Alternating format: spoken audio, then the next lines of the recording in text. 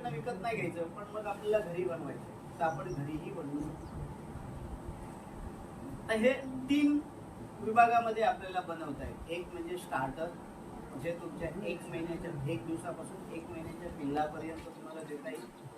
त्याच्यानंतर ग्रोवर 1 महिना ते 5 महिन्यापर्यंत तुम्हाला देता येईल. आणि त्यानंतर लेअर, म्हणजे ज्या कोंबड्या आपण अंड्यासाठी ठेवणार आहोत आपल्याकडे, त्या अंड्याच्या कोंबड्यांना देण्यासाठीचा फीड.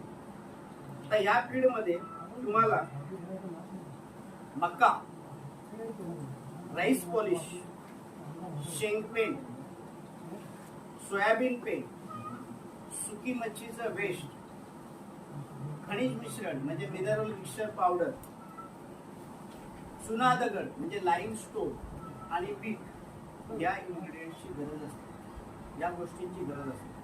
आता जर स्टार्टर फीड आपल्याला बनवायचं असेल